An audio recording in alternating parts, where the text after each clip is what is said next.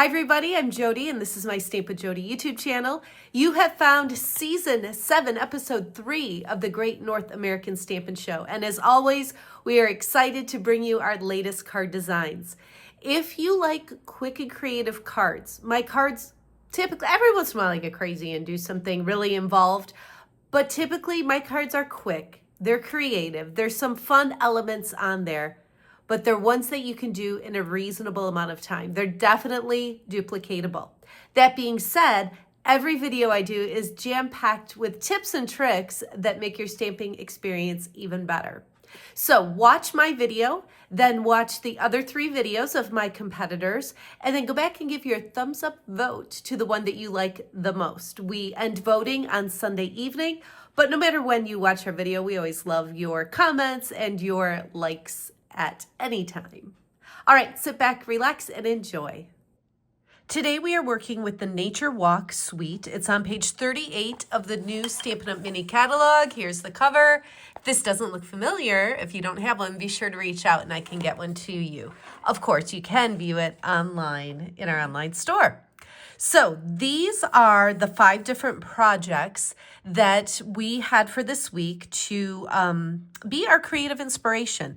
Typically, what I do is I look at these and then I choose a different stamp set, papers, whatever, and duplicate the idea. That's what like the assignment is. But for this time, I did something that I really don't think I've done before on the Great North American Stampin' Show. I used the actual products here. So over on the other side, you see Nature Symphony, and it's a bundle. So I'll just pull mine in.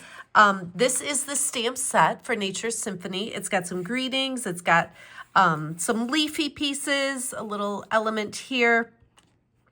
And then it's got these coordinating dies, and the dies are awesome. It obviously cuts out the flowers, but then you've got several texture type pieces as well.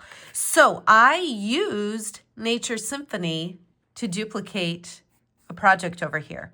But instead of using the coordinating designer paper, there's Nature Walk designer paper here, and that's what you see on the samples. I chose to use the paper called Brushed with Beauty. It's one of my favorites. I'm just gonna pull it out here and show you. You'll see colors like Calypso Coral, Darling Duckling, Early Espresso, Lush Lagoon, Mussy Meadow, Old Olive, Pretty in Pink, I think Secret Sea, and Very Vanilla. So this is like the back side, if you will, the more neutral tone-on-tone type patterns. But then when you flip it over, we will do that, and you will see the florals and the more detailed, colorful images on these papers. So I am using Nature Symphony, just like the samples on page 38, but I'm bringing in a different, just kind of feel to it with the Brushed with Beauty designer paper and this color palette. So the next dilemma was, okay, I kind of really like all of these layouts, and I really love the Brush with Beauty designer paper. So I saw this one, and I'm like, well, I could do a little card like that with the Brush with Beauty. And then I saw this one, I'm like, well, I could do a little card like that with Brush with Beauty. And then I saw this one, and I'm like, that looks like a box, but I bet I could modify that. The greeting says to a great guy. So this is a little bit more of a masculine card. And then there's this one over here. And again, I pulled in my Brushed with Beauty designer paper and color scheme and did that one. And then finally, I'm going to show you what I came up with and demonstrate step by step for this card here. Now, I will point out just super quickly, I had fun with each of these, just doing a little something special on the inside as well, just to kind of tie it all together. And in case you didn't catch it, this one's a little pocket card too. So lots of fun with Nature Symphony and the Brush with Beauty designer paper. So I'm going to set this aside and pull in supplies to show you what I was inspired to make from this layout for the actual competition today. So I've got lots of little pieces. You notice that there were squares and rectangles in there. And I chose Petal Pink for my card base. So I will go ahead and get this folded. I always like to use my bone folder to get a good crisp fold. When you have quality cardstock, sometimes it can kind of bubble up on that seam. When you use a bone folder, it helps it be a nice flat, crisp fold. Now, there's just all these little pieces. So I'm just gonna kind of set it out here like a puzzle. We'll just lay all these pieces here. And then we've got the stripes in the other spots. So essentially, this is what I'm doing for that layout. Let me pull it in one more time. It's just a bunch of squares, rectangles on the back, and then the square focal point. So super easy. Like I was saying, quick and creative. That's just how I roll. So what I want to do here is kind of leave an equal amount on the top and bottom. So I want to squeeze these together just a bit more like this. Leave kind of a border around the edges here that'll be the same as what's in between all the pieces, and then a thicker border on the top and bottom. So I'm going to go ahead and start by attaching this piece down here, and I'll just use my regular Stampin' seal, and I'm going to just set that right here. Now I'm going to jump over to this piece, and there's a reason for that, and this is one of the many tips I'll be sharing with you in this video. So now, okay, let's do a little trick. I'm going to line this up. You see the thicker lines on the grid paper in the center? So I'm going to line this up right on there, and the height is just above the second dotted line. So when I come over here, I can do just above the second dotted line, leave a distance over here that matches that. You could measure, but who's got time for that? Okay, so I've got these two pieces attached. I use my grid paper to guide how far up. Now I've got this one left in the middle. And the reason I did that is because it's super easy then to just set this in the middle in the space you've got left. Had I gone and done this piece and then this piece, and I did it too tight or too far over, there's no way I could have gotten this right. So by doing these two first, then I just center what's left here, okay? This piece I'll do next, and that's just going to be right above the other rectangle and leaving a little bit of a gap like that.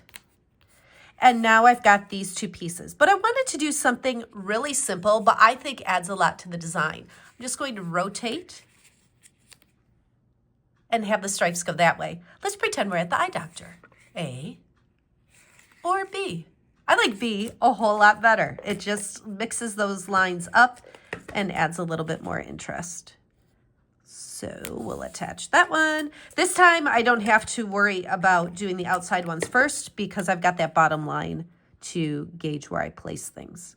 Okay, so really simple grid background on the Petal Pink card base. And imagine any different designer papers you use, it's going to give you a totally different look. This one is bugging me a little bit. It's a little bit up in the corner, so I'm just going to peel it off and pull it down. Okay, much better. All right, now I've got this little square of Very Vanilla, and I'm going to pull in my ink that is Lost Lagoon, and I'm going to pull in my stamp that says, "You Make Me Smile." So I'll ink that up and just stamp it in the center of this piece of Very Vanilla. You Make Me Smile.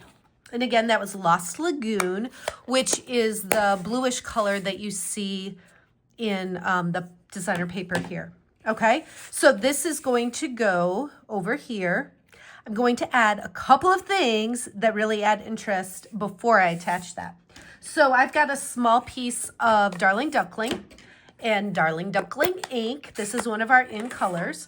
And then there's this big image from the Nature Symphony, and I'm just going to ink that up and stamp on this piece. Just give it some good even pressure. And so I have a tone-on-tone image, Darling Duckling ink on Darling Duckling cardstock. It's kind of a mouthful.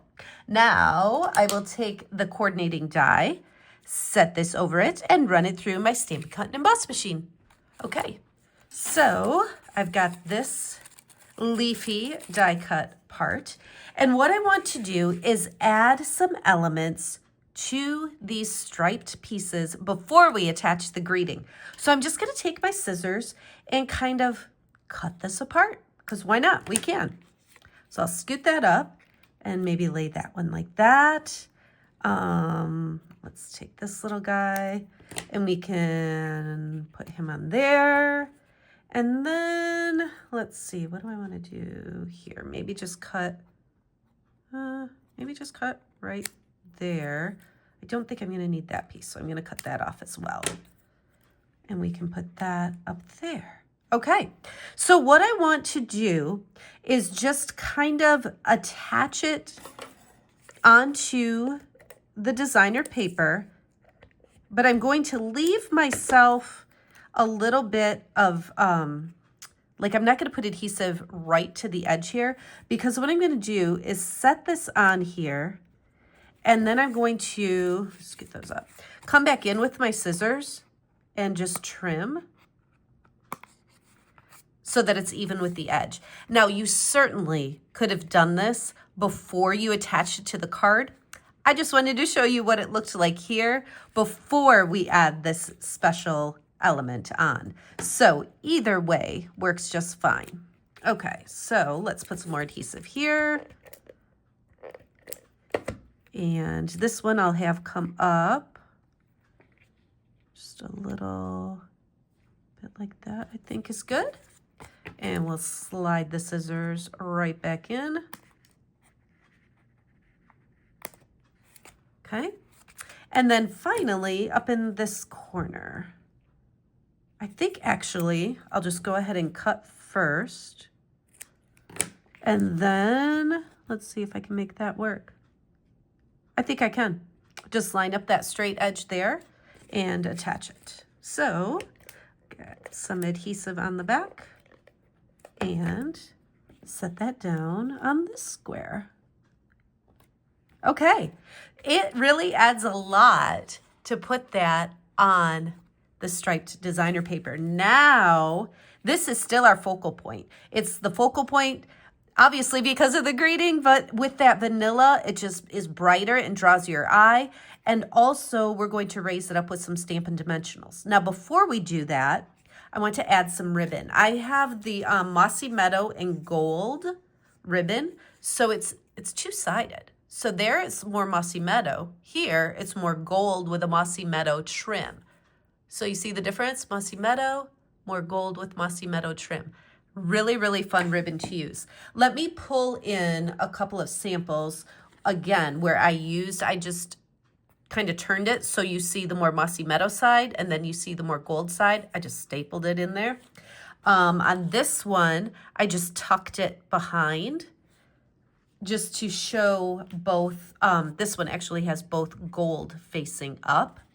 But what I want to do here, you could take your piece and you could fold it in half and attach it on the back to make it stand out. I'm going to show you a little tip to do something even easier.